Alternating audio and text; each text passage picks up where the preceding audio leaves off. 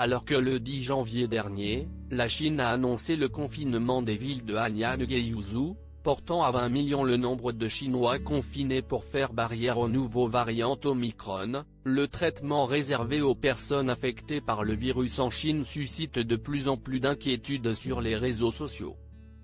Récemment mises en ligne par des locaux, des vidéos attestent de l'existence de camps de quarantaine dans lesquels les malades sont enfermés dans de petites boîtes en métal équipées d'un simple cabinet en bois. Certains y restent confinés jusqu'à 2 semaines sans en sortir, nourris par des hommes en combinaison hazmat. Choqués par les conditions de vie qui leur sont imposées, des habitants de l'agglomération d'Anyang se sont confiés dans les colonnes de la BBC. Ils racontent avoir été prévenus le 1er janvier dernier de leur transfert dans un camp de quarantaine. Un témoin affirme avoir vu plus de 30 bus arriver et un autre assure qu'1 millier de personnes, environ, auraient été transférées. Ils ont fait un grand transfert, plus d'1 millier de personnes dans la nuit, et beaucoup d'entre nous sont des personnes âgées et des enfants, explique un résident du camp.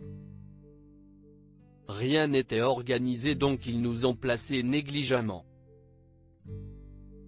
Il n'y a rien ici, juste le strict minimum.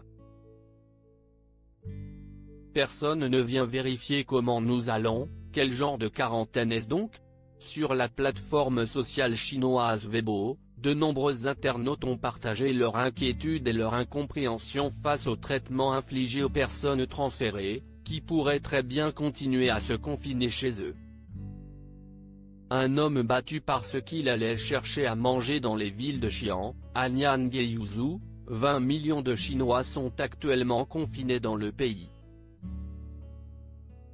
S'il avait initialement le droit de sortir pour acheter de la nourriture, une récente annonce des autorités interdit désormais aux résidents de Xi'an de quitter leur domicile, excepté pour se faire dépister. Une vidéo récemment postée sur les réseaux sociaux montre un homme en train de se faire battre par les autorités parce qu'il était sorti s'acheter un petit pain farci.